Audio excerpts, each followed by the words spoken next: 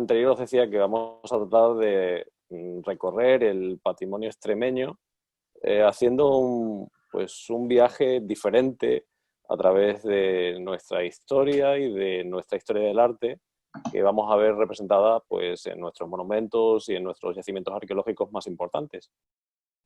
Y como el otro día os comentaba, pues vamos a tratar de intercalar cada semana un nuevo lugar digno de enorme interés, y van a ser en provincias alternas, así que cada semana haremos un ejemplo de la provincia de Badajoz, un ejemplo de la provincia de Cáceres. Si la semana pasada comenzábamos con San Benito de Alcántara, hoy nos vamos a dirigir a San Miguel de Zafra, un lugar muy sorprendente por muchos sentidos, y espero que a todos os resulte realmente grata pues, el conocimiento de este lugar espléndido, ¿no? Pues hace unos 25 años, en una visita que tuve la oportunidad de realizar al Museo del Prado, ese espacio magnífico que posee nuestro país y al que hay que ir con cierta frecuencia para retomar ese conocimiento del acervo cultural que atesora, pues tuve la oportunidad de recorrerlo, y el azar, aunque no creo en él, nunca he creído en el azar ni en la casualidad, me condujo ante una de las obras que allí están expuestas. Estaba entonces y todavía sigue estando allí. En la sala denominada 051A, que es esta que tenéis en pantalla, un San Miguel Arcángel, que estaba vestido con atuendo militar, batallaba con Satanás, al que sometía con gran determinación. A su alrededor tenía lugar una batalla entre ángeles y demonios, un caos absoluto, como son todas las guerras, guerra de la que las fuerzas del bien salían triunfadoras una vez más, y esperemos que así siga siendo por siempre. Me interesé enormemente por esta pintura y descubrí con asombro que procedía de Zafra, del antiguo Hospital de San Miguel, desde donde por adquisición el Museo del Prado la incorporó a sus fondos en 1929. No sabía en aquel momento, como os digo, hace 25 años, que mucho tiempo después iba a tener la inmensa fortuna de participar en el programa que permitiría la restauración de ese edificio histórico, que la albergó, devolviéndola nuevamente a una vida en uso, a una vida plena, a una vida en la que los habitantes de Zafra podrán disfrutar de un nuevo monumento totalmente rehabilitado. El lienzo conservado en el Prado, que inicialmente era una tabla, fue un trabajo realizado por un pintor anónimo que de forma vaga, imprecisa, definían como el maestro de Zafra. Algunos de los estudiosos que se acercaron a la obra trataron de adscribirla a Juan Sánchez de Castro o a su entorno más inmediato, un artista cuya obra estuvo concentrada en Andalucía, especialmente en el área sevillana y en Andalucía occidental.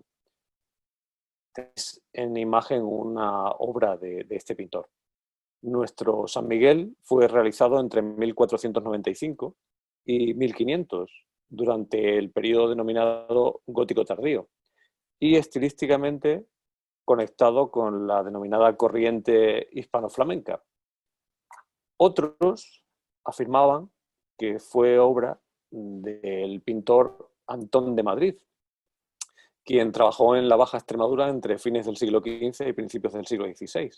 Antón de Madrid realizó el retablo mayor de la iglesia parroquial de Calzadilla de los Barros, un trabajo excelente que os recomiendo contemplar si aún no habéis tenido la oportunidad de visitar. El trabajo de Antón de Madrid es muy diferente estilística y técnicamente con nuestro San Miguel de Zafra, lo que hace muy inviable la vinculación entre uno y otro, pues claramente parece que las manos de ambos autores son muy distintas. Así que el maestro de Zafra sigue siendo un artista actualmente desconocido. Aún permanece entre los muchos que podemos denominar como anónimos. El imponente San Miguel Arcángel, con sus 2,5 metros de altura, fue creado en el siglo XV para formar parte de un retablo situado en la iglesia de Santa María Magdalena, iglesia integrada en el Hospital de San Miguel. El retablo fue desmontado y sustituido por otro en tiempos barrocos. Por fortuna, en el siglo XVIII fueron capaces de apreciar el valor de esta pintura y conservarla entre los elementos de ornato que a partir de ese momento iba a tener el templo, como un cuadro fijado a la pared, quizás en alguna de sus capillas. No sabemos realmente cuál era su ubicación precisa. El Hospital de San Miguel nació por deseo expreso de doña Constanza Osorio, que fue la condesa de Feria, y así lo dejó marcado en su testamento. Su viudo hizo que se cumplieran sus disposiciones testamentarias, al menos parcialmente, aunque él también falleció unos años después, estando el edificio en pleno proceso de obras y no pudo verlo concluido en su totalidad. Digo que el conde de Feria cumplió parcialmente el testamento de su señora porque el hospital ya existía con anterioridad, incorporándose algunas de sus instalaciones al nuevo programa constructivo. Es decir, se rehabilitó, gracias a su testamento, un espacio parcialmente ya edificado a finales del siglo XV. Doña Constanza pretendió edificar una nueva instalación en un lugar más cercano a los centros de poder de la villa, pero también previó y aceptó la posibilidad de hacer una reforma general del edificio ya existente, creando así una nueva fundación hospitalaria en torno a esa iglesia de Santa María Magdalena a la que me refería con anterioridad. El Hospital de San Miguel representa un ejemplo excepcional de las fundaciones benéficas bajo medievales. Pese a su estado de abandono y profunda degradación, es un lugar clave para comprender, entre otras cosas, el interesantísimo arte mudéjar que posee Extremadura. San Miguel tiene un alto significado para Zafra. Su historia se liga íntimamente a la de la ciudad, de la cual fue un símbolo de solidaridad, de filantropía y de bonomía durante siglos, distintivos que bien representan a la población hoy en día y en los que también podrían cimentarse pues, el desarrollo futuro. Zafra no podía permitirse su desaparición, máxime después de la declaración como bien de interés cultural en 2013 a este monumento. Es por ello que la actual corporación municipal se aplicó a la tarea de obtener financiación pública, con gran éxito, todo hay que decirlo, para alcanzar los medios económicos capaces de evitar una pérdida que, a juzgar por el estado de deterioro profundo, parecía totalmente irreparable. Dicen que utopía no es aquello imposible de realizar. Utopía es todo lo que aún no ha sido realizado. La utopía nos pone en el camino de alcanzar aquello que parecía irrealizable antes de dar el primer paso que nos lleva a lograrlo. El Hospital de San Miguel será devuelto a la ciudad para disfrute público, un lugar para la cultura, para el conocimiento, del que los zafrenses podrán hacer uso en breve tiempo, pues las obras para su restauración están ya muy avanzadas y a punto de su liquidación. El objetivo básico de estas obras es recuperar el conjunto histórico abandonado y dotar a la ciudad de una biblioteca y de un archivo públicos acordes con su alta dignidad, unas nuevas y óptimas instalaciones culturales que engalanarán aún más un rico enclave patrimonial como es Zafra. Pasado y presente se conjugarán para dar lugar a un futuro mejor basado en el patrimonio. Gracias al trabajo bien hecho, la utopía es alcanzable. Zafra se sitúa en un amplio valle entre las sierras del Castellar y San Cristóbal. La villa constituye sin duda uno de los núcleos más importantes de la provincia de Badajoz desde el punto de vista artístico y patrimonial. Declarada conjunto de interés histórico-artístico el 20 de mayo de 1965, parte de su legado arquitectónico está catalogado como monumental. Sus testimonios culturales nos hablan de la importancia histórica y comercial de la villa, que siempre se ha visto favorecida por su privilegiada situación geográfica, asentada en un cruce de caminos muy transitados desde la más remota antigüedad, un cruce de caminos que conectaba los puertos atlánticos del sur con las tierras del norte y noroeste peninsulares y también el centro-oeste de la península con los puertos atlánticos actualmente portugueses. Los escasísimos restos arqueológicos y epigráficos romanos hallados en las proximidades de Zafra, inexistentes hasta la fecha en el casco urbano, no permiten vincular Zafra con la etapa romana. Sin embargo, es ya añeja la idea de que la actual Zafra es la sucesora de la Segeda romana, afirmación tan vieja como falsa, repetida pese a ello entre estudiosos y profanos desde el siglo XVII hasta nuestros días. Tanto se ha repetido ese comentario que sus habitantes pasaron a llamarse segedanos en lugar de zafrenses o zafreños. Cuando Segeda nada tiene que ver con Zafra, el topónimo debería ser retirado, debería ser cambiado e intitular a los habitantes de Zafra como zafrenses. Antonio Salazar fue el primero en llamar la atención acerca de este asunto. En su obra El Castillo del Castellar desmontó razonamientos anteriores y ofreció un panorama bien distinto de los orígenes de Zafra, afirmando que el solar que ocupa la ciudad era un desierto en tiempos romanos, un vacío poblacional, acaso ocupado de vez en cuando por majadas pastoriles.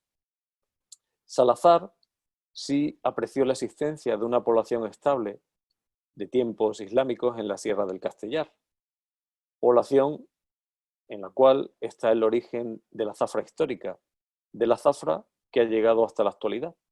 El Castellar, que tenéis en imagen, es un imponente farallón cuarcítico de más de 2 kilómetros de longitud dispuestos en sentido noroeste-sureste. Está situado al oeste de Zafra. Su presencia, dadas su altura y amplitud, no pasan desapercibidas en un simple análisis del paisaje, pues lo domina con una rotundidad que prácticamente es reconocible desde cualquier punto de la ciudad. Es como una especie de decorado perpetuo de la vida común del habitante de Zafra. La sierra, a la que se accede fácilmente por el llamado Camino Colorado o Camino de los Almendros, alberga restos de pinturas rupestres en algunos de sus abrigos.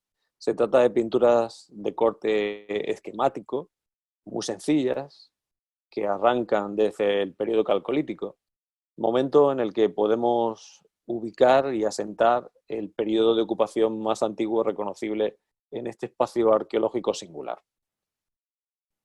Sobre la superficie del Castellar se acumulan restos arqueológicos, tanto muebles como inmuebles, que conducen desde las edades del bronce y del hierro hasta los momentos iniciales de la conquista romana, y de ellos al mundo islámico, tanto andalusí como almohade.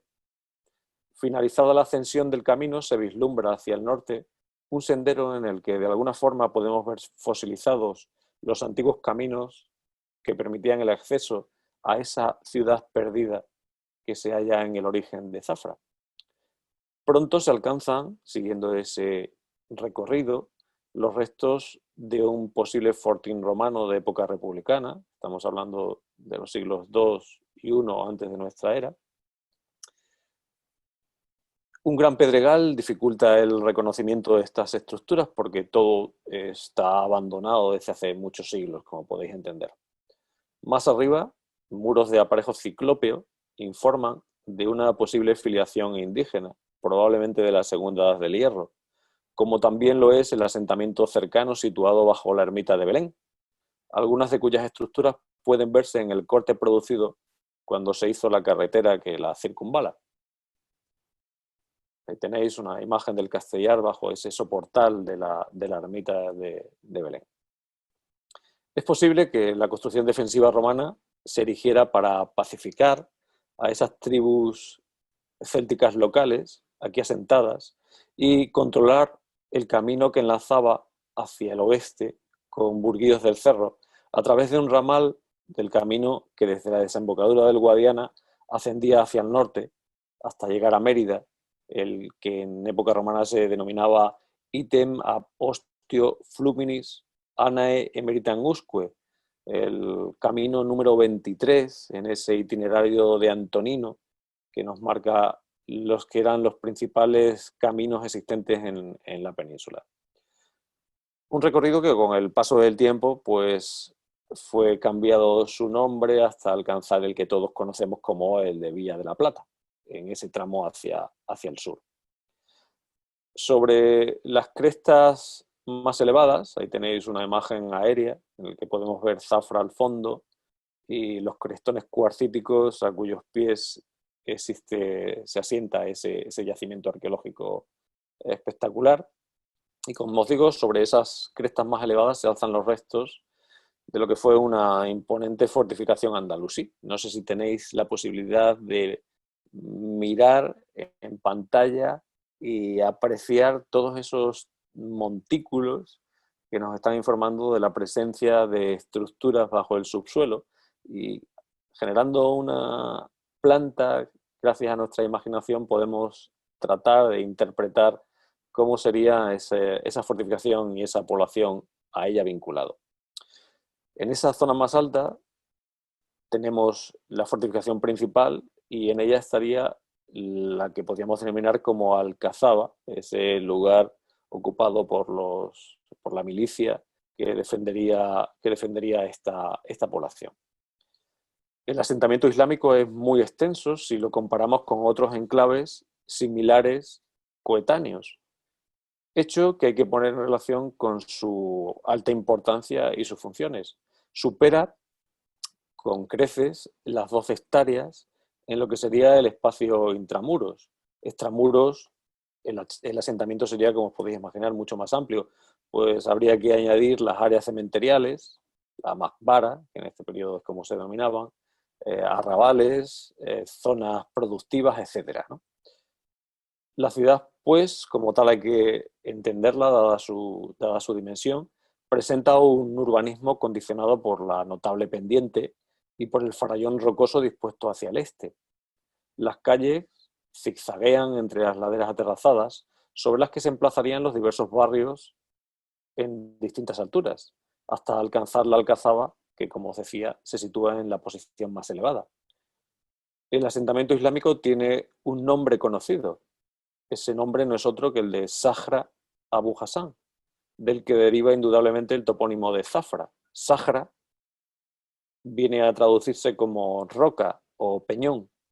Dadas las características geológicas del Castellar, sobran las explicaciones al respecto. Veis que se trata de un peñón notablemente visible en el paisaje. Al-Bakri, en el siglo XI, cita a Sahra Abu Hassan en sus escritos como perteneciente a la provincia de Mérida. Entonces la denominaban cura, la cura de Mérida.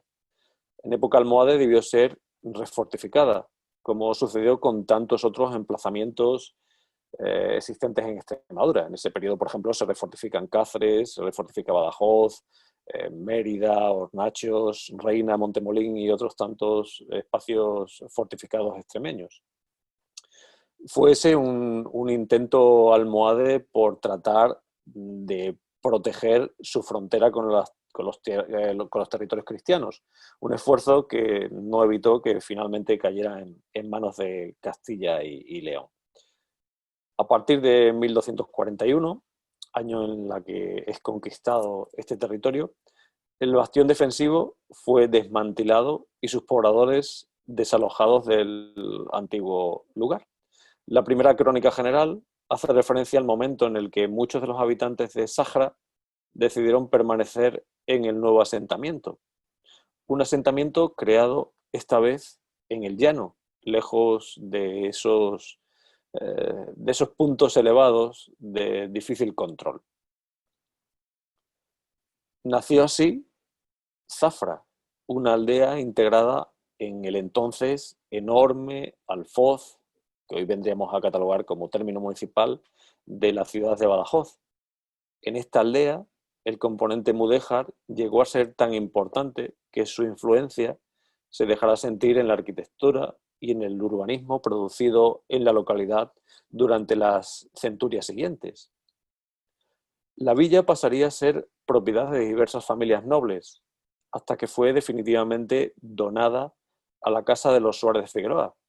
En 1284, Zafra fue feudo de doña María de Molina, esposa de Sancho IV, el Bravo. Posteriormente, en 1292, la corona la cedió a don Alfonso Pérez de Guzmán el Bueno. Más tarde, hacia 1330, sería vendida por 150.000 maravedíes al arzobispo de Toledo. Finalmente, en 1394, el rey de Castilla, Enrique III, hizo donación a don Gómez Suárez de Figueroa de 3 lugares: Zafra, Feria y La Parra, en reconocimiento a los servicios prestados por él y por su padre a la corona. Así se inició uno de los señoríos nobiliarios más importantes de la Baja Edad Media castellana. Con el paso del tiempo, esas 3 localidades que se incorporaban en el señorío fueron ampliadas por otras poblaciones vecinas, como pudieron ser, por ejemplo, Villalba de los Barros, ¿no? La familia de los Suárez de Figueroa rigió por largo tiempo el destino de Zafra, primero como parte de su señorío y después como capital del condado y ducado de Feria. A partir de ese momento, el desarrollo de Zafra se verá condicionado en gran medida por la actividad fundacional de la familia Suárez de Figueroa. Fruto de la capitalidad del señorío y del impulso nobiliario, tendrá lugar un interesante proceso de crecimiento que convertirá la pequeña aldea nacida tras la conquista en una pujante villa de marcado carácter comercial, cuyas afamadas ferias ganaderas se mantienen desde entonces hasta la actualidad, aunque en este último año, por estas anómalas circunstancias en las que nos está tocando vivir, esa feria ganadera ha sido una feria virtual. ¿Quién se lo iba a decir a los señores de Zafra en el siglo XV que los ganados iban a ser vendidos a través de la red y no de la compraventa directa entre ganaderos, compradores y vendedores? A lo largo de la Baja Edad Media, la casa de feria, propietaria de la villa de Zafra, elevó en su capital condal 2 hospitales. Tenéis una fotografía aérea, una ortoimagen de Zafra, donde podéis ver en el centro esa almendra, al menos así es como se la cataloga habitualmente, esa almendra inicial, amurallada, que da origen pues, al desarrollo urbanístico de la totalidad de la población. Os decía que a lo largo de la Baja Edad Media, en la Casa de Feria, elevó 2 hospitales. Uno fue el de San Miguel y otro fue el de la Salutación, que con el paso del tiempo adquirió el nombre de Santiago. Esos 2 hospitales se elevaron para atender las necesidades de enfermos menesterosos, tanto de la villa como de personas transeúntes sin medios. Durante los siglos XVI y XVII fueron creados otros 2 centros hospitalarios, denominados como de San Ildefonso y de la Misericordia, que dependía directamente de la cofradía del mismo nombre. El Hospital de Santiago, tenéis una imagen del mismo, fue erigido por Lorenzo Suárez de Figueroa y por María Manuel, su esposa, en el espacio en el que se ubicaba la residencia de los señores de Feria antes de la edificación de su famoso alcázar, hoy Parador Nacional de Turismo. Un solar que compartía medianera con la Casa del Consistorio, situado en la Plaza Chica, que está muy próxima a este espacio, aunque no accesible directamente desde aquí.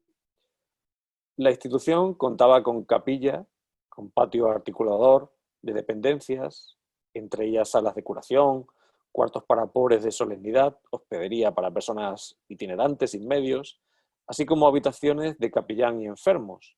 En la imagen tenéis una vista de la capilla existente en ese convento de Santiago.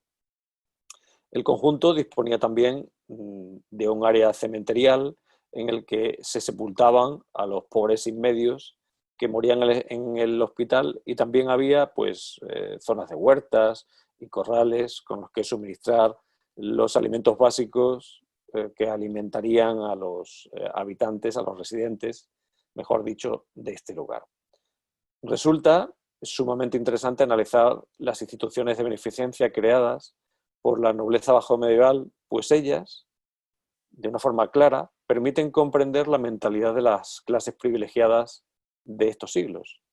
La documentación conservada y de algún modo también los edificios aún reconocibles, erigidos con fines hospitalarios, muestran que sus fundadores estaban movidos por afanes caritativos y espirituales.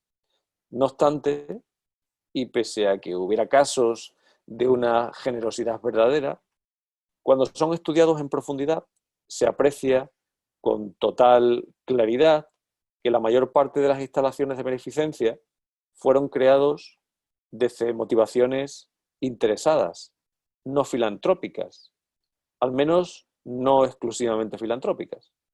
La investigación histórica de este periodo, especialmente el estudio de las mentalidades de este tiempo, tiende a establecer otras justificaciones para explicar el patrocinio nobiliario.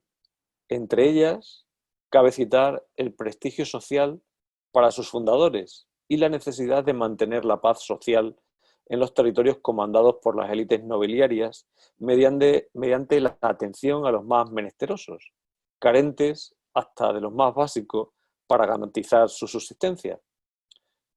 La divisa del primer duque del Infantado, tenéis en pantalla una pintura a él dedicada, Diego Hurtado de Mendoza, decía que dar es señoría, recibir es servidumbre.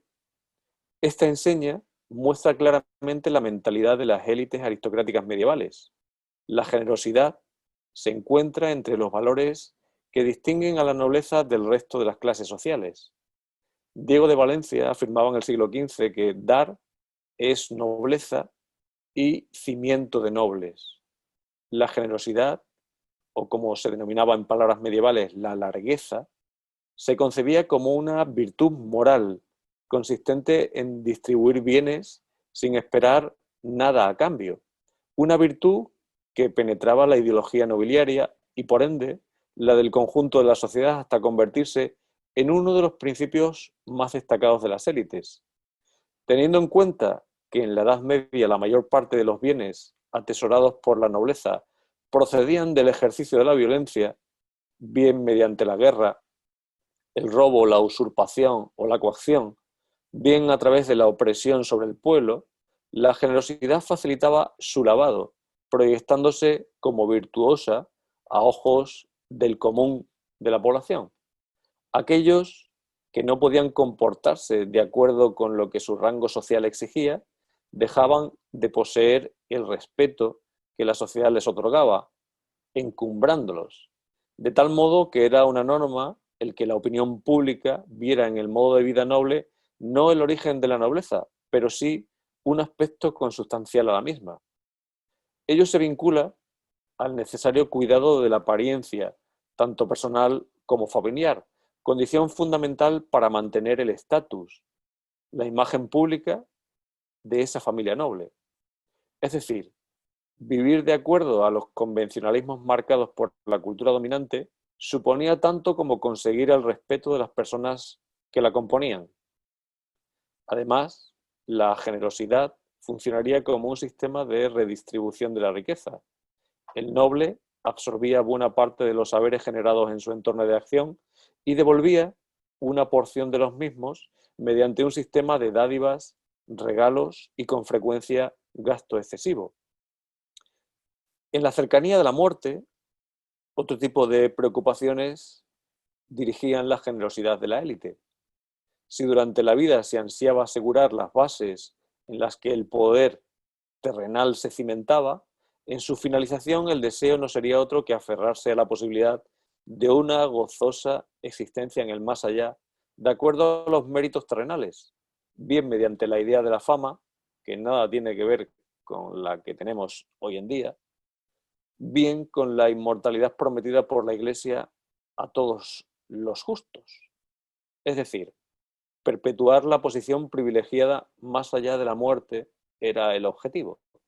De ahí que fuera necesario velar por la salud del alma más que por la del cuerpo, siendo liberal y generoso con todos los que en el mundo iban a permanecer sufriendo en vida.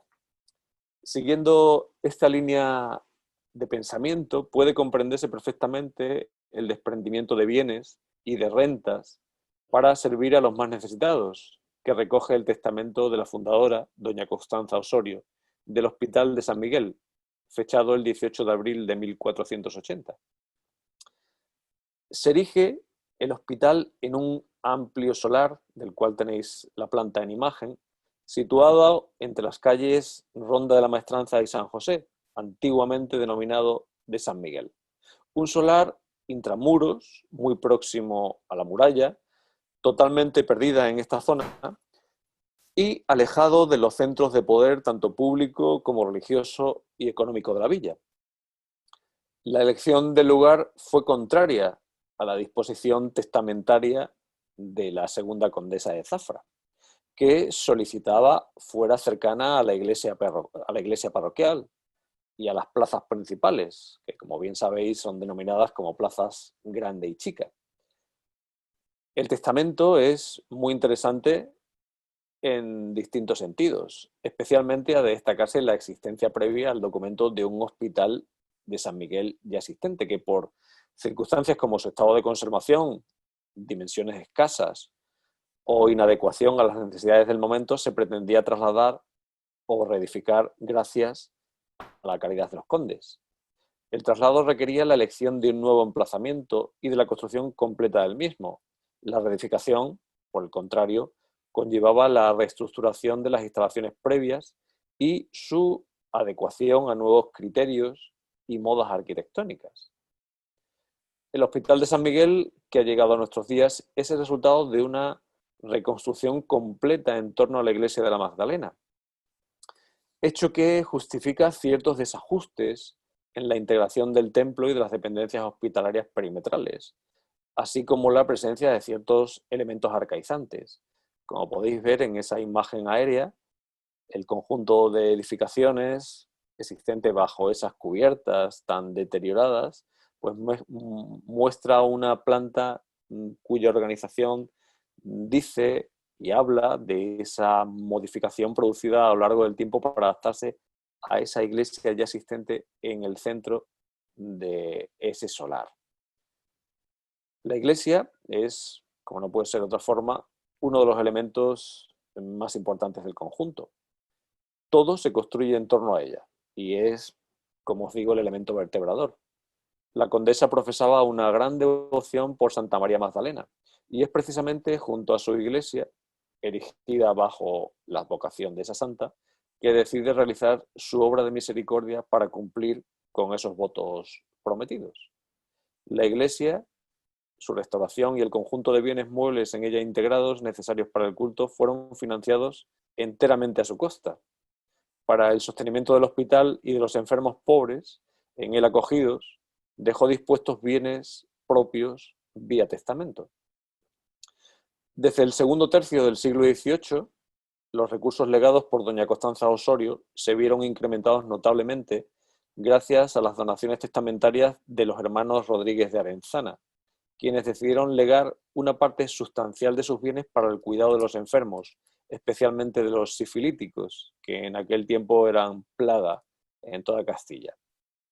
Previa aceptación de los herederos de la Casa de Feria, entonces ya duques de Medinaceli, el patrocinio del hospital pasó a manos de los Rodríguez de Arenzana, cosa que a los Suárez de Figueroa les vino muy bien porque se quitaron del medio un gasto bastante importante. Esta familia de los Rodríguez de Arenzana no refundaron la institución, sino que continuaron con las actividades realizadas en el lugar desde hacía al menos 250 años ya para entonces. Se desconoce si en ese tiempo en el hospital se atendían otras dolencias o bien era exclusivo para los enfermos, como os decía, sifilíticos, de ese mal llamado gálico. Durante unos 50 años fueron acatadas todas las disposiciones de los Rodríguez de Arenzana. Si bien a fines de los años 20 del siglo XIX, los problemas económicos impedían un funcionamiento acorde con la mucha necesidad existente en la población. La merma de las rentas y los procesos desamortizadores terminaron por impedir que la institución cumpliera sus fines fundacionales. El conjunto dejó de ser hospital en el siglo XIX, habiendo desempeñado otras funciones desde entonces. Durante la segunda mitad del siglo XIX y primer tercio del XX fue asilo de ancianos pobres, promovido entre otros por Antonio Salazar Fernández. Tras la guerra civil hubo allí un colegio de huérfanos y también la delegación de auxilio social, más tarde una escuela de artes y oficios metalúrgicos y finalmente fue el ropero de Cáritas y el almacén de servicio de aguas municipales. Como veis, una historia de funciones muy dispares a lo largo de prácticamente 5 siglos. La iglesia se abandonó al culto a principios del siglo XX, aunque fue utilizada durante algún tiempo por las cofradías de Semana Santa para meter en ese espacio algunos de los pasos procesionales, ¿no? Pronto la cubierta comenzó a tener graves problemas estructurales, filtraciones de agua e hicieron inviable todo uso en ella hasta que terminó por colapsar y caer y convertirse en esa tremenda ruina que con el paso del tiempo ha venido a crearse en el lugar, ¿no? Tenéis una imagen especialmente de la iglesia con toda la nave central totalmente perdida y solamente conservando la cubierta en la cabecera, ¿no? Esa cabecera que veis tan interesante. El Hospital de San Miguel ha sido uno de los monumentos de Zafra menos tratados por los investigadores.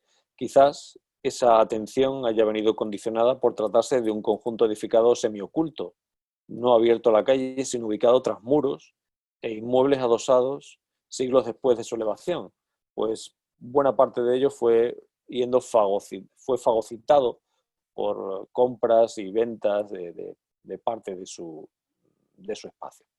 Fue José Ramón Mélida, este señor que tenéis en pantalla, a quien mucho debemos en el patrimonio de España por su gran trabajo de descubrimiento y dando a conocer todos esos espacios singulares.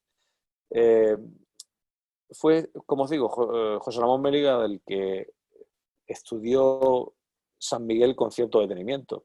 En ese volumen dedicado a la provincia de Badajoz, en ese catálogo monumental de España, las conclusiones de las visitas realizadas a los principales enclaves de Zafra, visitas que realizó en 1909. Ya para entonces, como vemos a principios del siglo XX, él hablaba del pésimo estado de conservación en el que se encontraban todas las edificaciones y los elementos muebles que en ellas todavía se mantenían, algunos casi milagrosamente. Es muy posible que la visita que hizo Mélida a este lugar permitiera el conocimiento de esa pintura del San Miguel Arcángel y propusiera al Prado su adquisición para evitar que se perdiera definitivamente esa magnífica pintura. Recorriendo la Ronda de la Maestranza y la calle San José, nos aprecian indicios de la existencia del antiguo Hospital de San Miguel.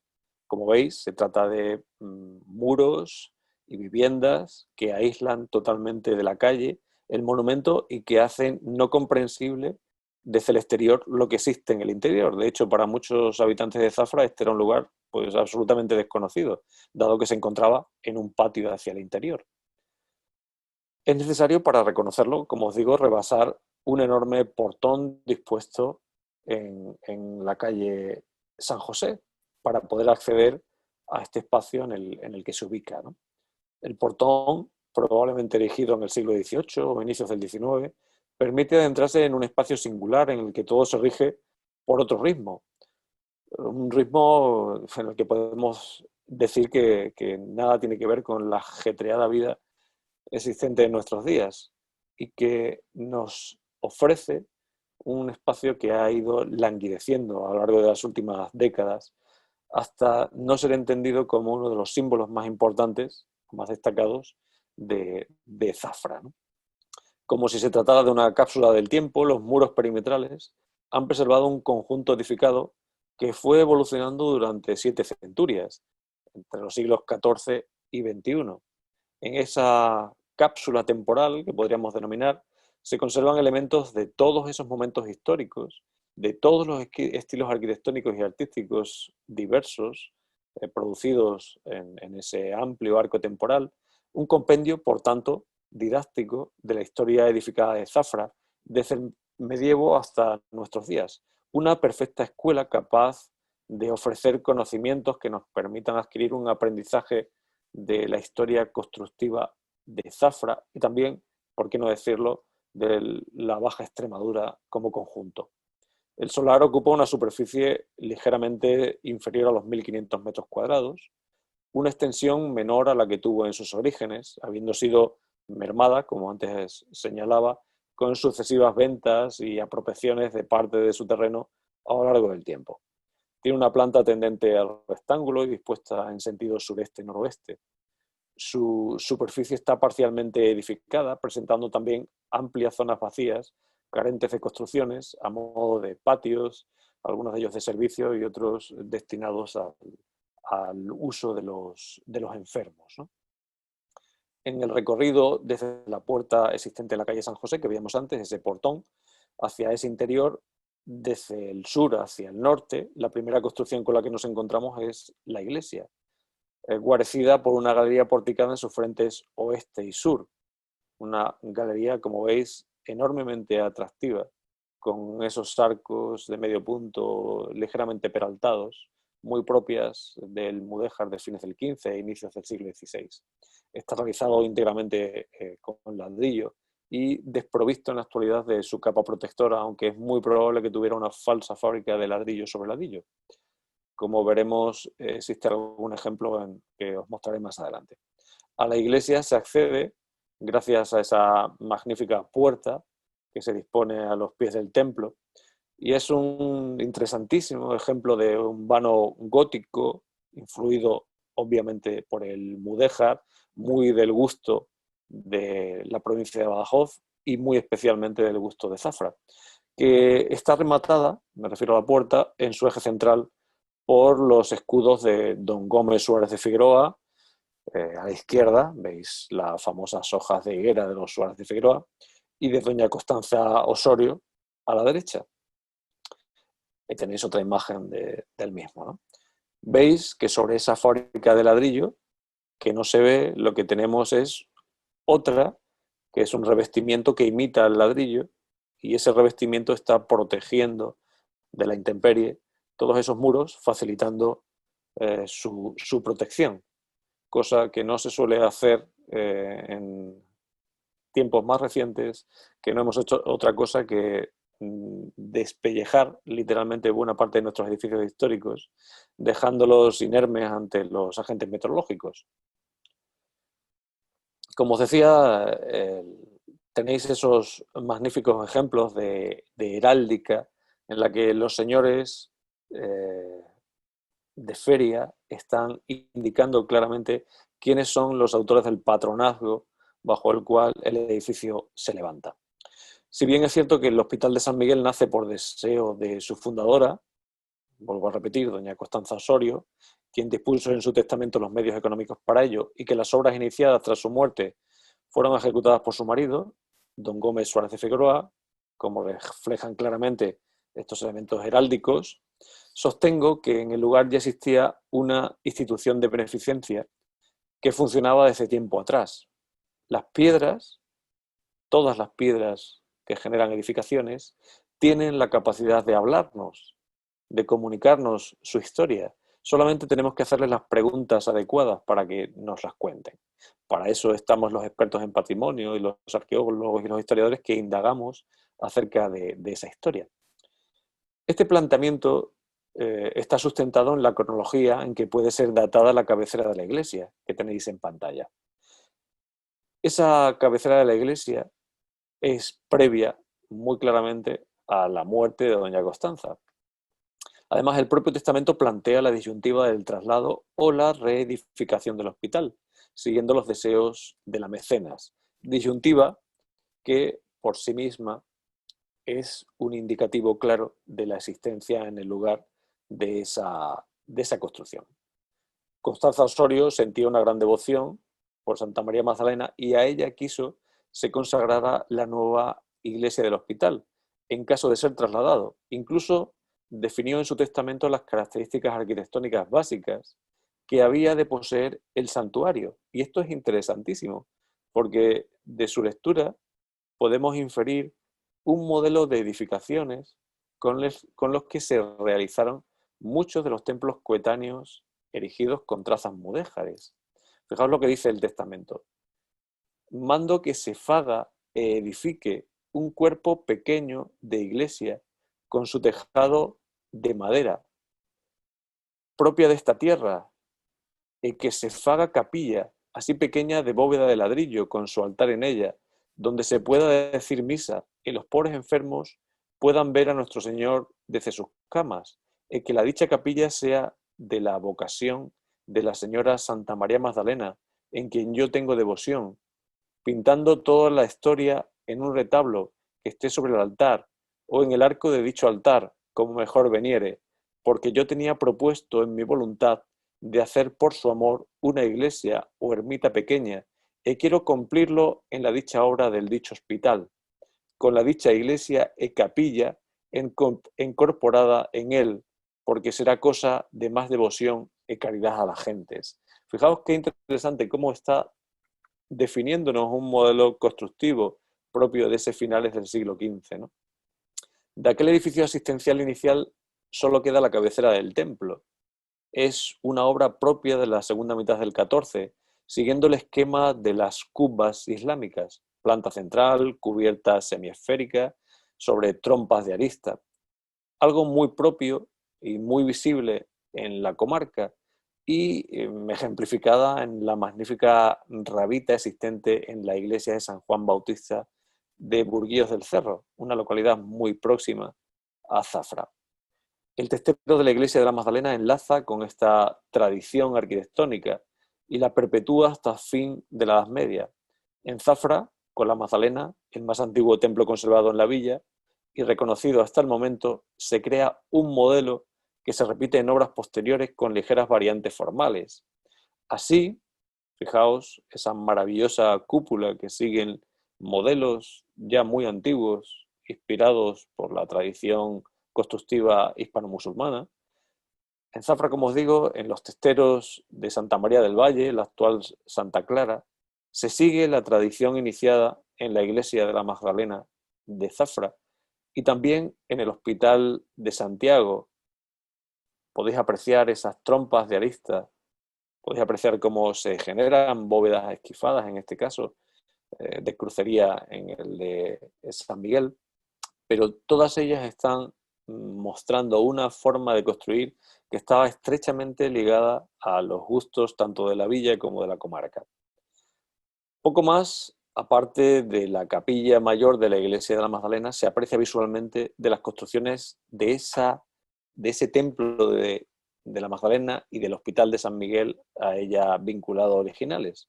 El resto de la iglesia está completamente transformado, siendo obra principalmente de fines del siglo XV e inicios del siglo XVI. Existen algunos elementos fechables con anterioridad, como una puerta tapiada en la medianera con el solar vecino hacia el noreste.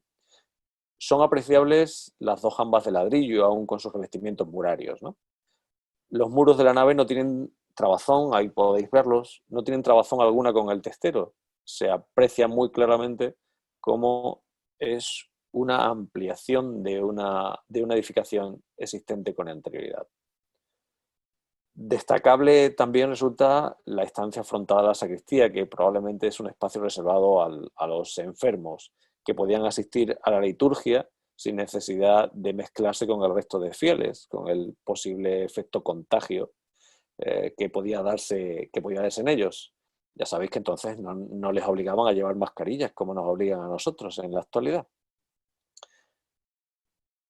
Aquí podéis ver lo que queda de esa estancia desde la que se permitía acceder al culto a los enfermos desde una nave situada hacia el norte de la iglesia de la Magdalena. hoy ese espacio es mucho más reducido de lo que en su día fue, precisamente por la pérdida de ese espacio con respecto al solar anexo. Aquí tenéis una imagen de por dónde se accede a ese lugar y una de las capillas laterales totalmente rota, con lo cual se permite una comunicación que en tiempos históricos no existió, ¿vale?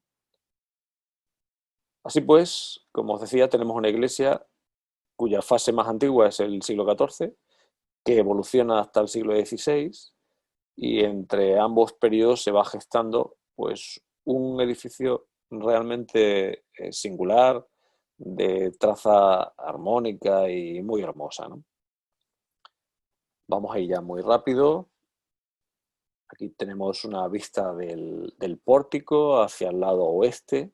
Es muy frecuente en las iglesias históricas la existencia de soportales en todos los muros que la circundan, especialmente el lado norte, el lado sur y lado oeste. En esos porches, en esos pórticos tenía lugar acontecimientos muy notables para la vida de las comunidades. De hecho, algunos pleitos podían celebrarse incluso bajo esos soportales, había bancos para sentarse, eran zonas de reunión importantísimas en la vida de la localidad, ¿no? Veis cómo esos soportales se anexan. Podéis ver el roto producido en la parte superior para anexar un muro a los ya existentes en el muro de cierre de la iglesia, con lo cual la secuencia edilicia es muy clara entre iglesia y muros y porches perimetrales edificados un tiempo después, ¿no? Ahí tenéis una imagen de lo que sería esa estratigrafía cuando analizamos los edificios y podemos reconocer cómo esos revestimientos de cal se realizan con un mortero que finge el falso ladrillo, ¿no? Que finge el ladrillo existente bajo ellos, pero que los está protegiendo con ese falso ladrillo existente en su superficie. Una imagen de la puerta, podemos ver al fondo la capilla mayor, el campanario, siguiendo ese esquema de falso ladrillo sobre ladrillo, es decir, se perpetúa con el paso del tiempo, una imagen del abandono notable al que ha sido sometido el templo, una imagen del interior, volvemos a la cabecera existente antes de su rehabilitación, y sobre la parte superior de esa cabecera existiría lo que se llama un yamur conservado en el museo, en el interesantísimo Museo de Santa Clara, cuya visita os recomiendo. Y en ese yamur pues, se suceden en altura tres esferas que para el Islam pues, es algo propio de la cultura islámica, aunque luego se perpetúa en los templos cristianos, sustituyendo la media luna existente en su parte superior por una cruz. Pues para el Islam esas tres esferas significaba, o simbolizaba, mejor dicho, los tres profetas principales. Por un lado tendríamos a Moisés, por otro a Jesús y por otro a Mahoma en su tradición, siendo el más importante Mahoma, con lo cual la circunferencia más grande para ellos estaría dedicada a él. Sería interesante recuperar ese amor y volverla a poner en su sitio. Ahí tenéis una imagen de una de esas estructuras ahí localizada, ¿no? Bueno, vamos ya rematando. Como os digo, alguna imagen del templo, de sus reformas.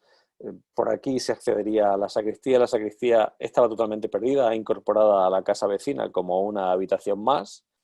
Podéis imaginar la sorpresa de picar en uno de los paramentos y que apareciera la bóveda de la sacristía y el arco de acceso entre uno y otro, ¿no? Son esas sorpresas tan interesantes que a veces nos ofrecen los procesos de restauración. Y aquí, como el retablo existente, este es el retablo que inicialmente estaba en la iglesia de la Magdalena, el retablo que sustituyó a la pintura del Arcángel San Miguel existente en ella. Es un retablo de traza barroca, propio del siglo XVIII, y en el momento en el que la iglesia comienza a tener problemas estructurales, se desmonta de la iglesia de la Magdalena y se envía al Hospital de Santiago para ubicarlo en él y allí conservarlo. Fijaos que es interesantísimo observar cómo la obra encaja perfectamente en cuanto a dimensiones. Ese encaje de dimensiones nos habla de la repetición estructural casi con identidad entre un edificio y otro, ¿no? Es realmente sorprendente. Pues os decía que más allá de la iglesia, lo que nos vamos a encontrar son los espacios dedicados al hospital. Ahí tenéis una imagen de esas edificaciones realizadas ya a principios del siglo XVI, con esos arcos rebajados en planta alta y arcos de medio punto en la baja. Los de la planta baja enmarcados por sus alfices, siguiendo, como ya os he repetido, la tradición mudéjar, muy asentada en la localidad. Es un edificio interesantísimo en cuanto a esa sucesión de arcos. Plásticamente es realmente interesante. Ahí es donde se va a disponer la biblioteca pública, con lo cual los zafrenses van a disponer de un espacio de lectura precioso con vistas a la iglesia de la Magdalena en tiempo breve. Este es el estado en el que estaban esos arcos de la planta baja que permitían el acceso a las estancias en las cuales los enfermos cobijados en el hospital pues recibían sus tratamientos, eran atendidos por los médicos.